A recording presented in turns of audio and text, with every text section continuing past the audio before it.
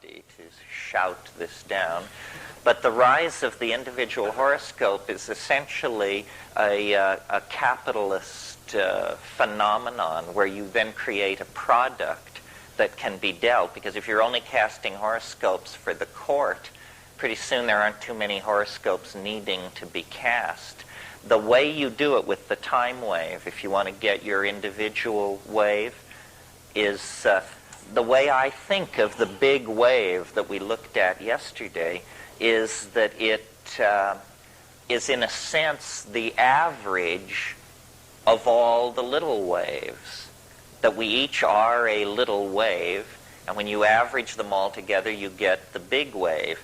Sort of the way if you have enough atoms of gold and you put them together, pretty soon you have an ingot of gold. And the ingot of gold has a different architecture than gold atoms, but it's made of gold atoms.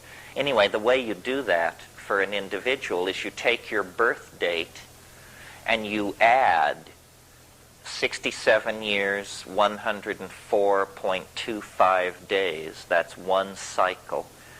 You add that to your birth date, and you enter that as the end date, rather than December 22nd, 2012.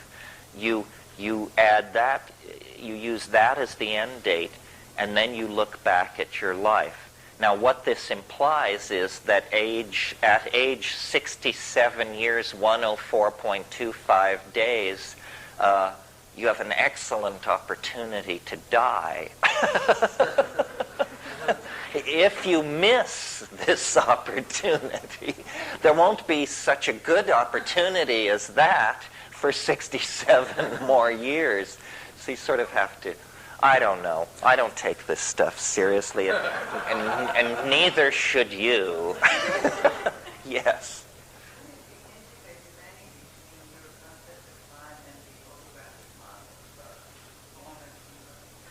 Well, in a way, what this is just showing you the architecture of the hologram. You know how one of the interesting features of a hologram is when you cut a little piece out of it, you have the whole thing. You can cut a square out of the middle of a hologram, and when you illuminate that little square, the whole thing is still there.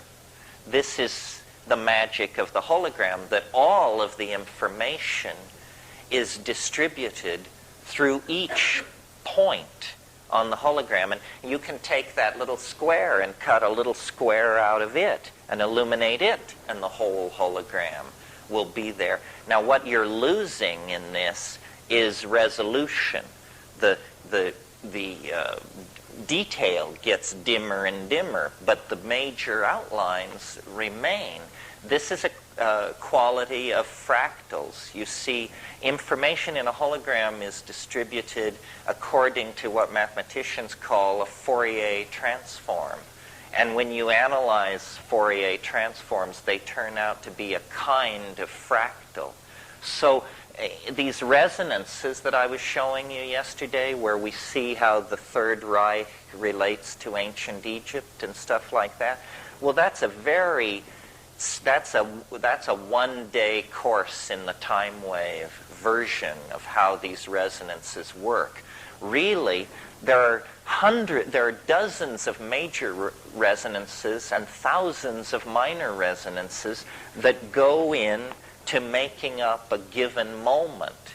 So if we were to analyze this moment in high detail, we would build trees of resonances of less and less input but still present that would show us the situation in great complexity, because many times are present. All time, ultimately, if you draw the resonance trees out far enough, you discover all time is present in every moment. Eternity in a grain of sand. Wasn't that William Blake's rap?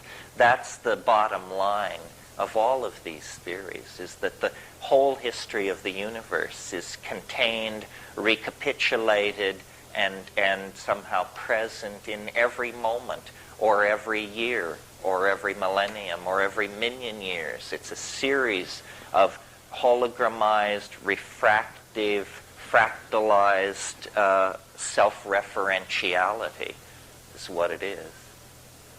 Yeah. There's a very quick point regarding resonances Mm. and the I Ching, because Carl Jung very much speaks of synchronicity. And more I feel that very rapidly you will be receiving, things will be revealed when it's the right, appropriate time and moment. And I think it's going to be speeded up. Each thing in its time. As sort of guidance in your work and so forth. Uh-huh. Each artist is guided if you're aware of the signs and omens and symbols. Well, I was very interested in synchronicity in my youth. That's sort of what got me started reading Jung.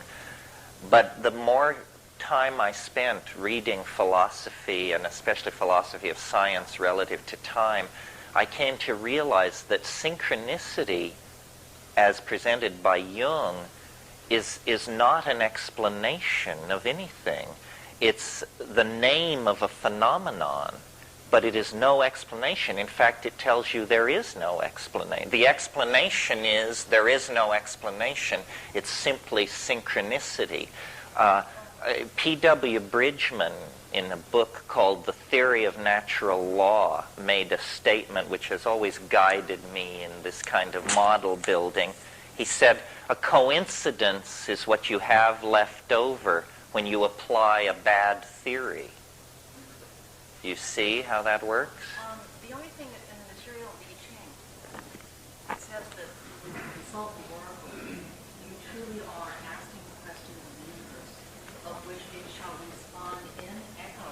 It's very much like E.T. And more my train of thinking is starting to see the response of the universe, and this is very Eastern in their mysticism. They very much were in alignment with the moment, that there were signs and symbols that you were so finely tuned to perceive and to accept the revelation. Yeah, you have to be able to perceive almost schizophrenically. Almost. You have to see. I mean, you have to see. We were talking, his name has been bandied about this weekend, Philip K. Dick. What happened to Phil was that the resonance became stronger than the reality, or it became equal in strength, so that by squinting, he could see, 2nd century Rome. Everybody changed into people wearing togas and speaking Demotic Greek and everything. Well, that was the resonance of where he was at. But when the resonance comes forward with such strength that the foreground is displaced, they have a name for that. Buggo. And, you got to watch that.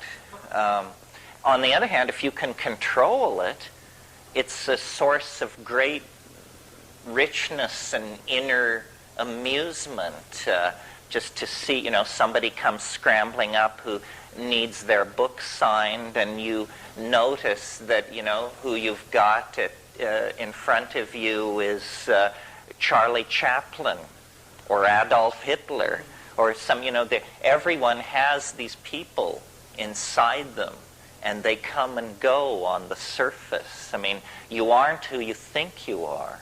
You aren't even who you think you aren't. It's very, very tricky, yeah. So you could check the intensity of novelty over time through your graph. Mm-hmm. That's the idea, yeah, to map novelty. And it could be per person. It can be done. Yeah, because see, here's the thing.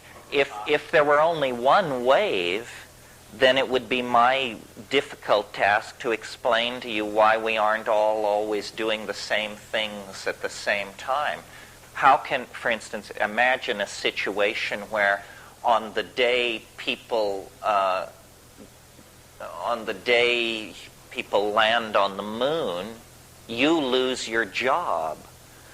Well, how you haven't really shared in this wonderful forward step into new dimensions of freedom. Instead, you've been reduced to poverty, misery, and anxiety. How come it means that while the big wave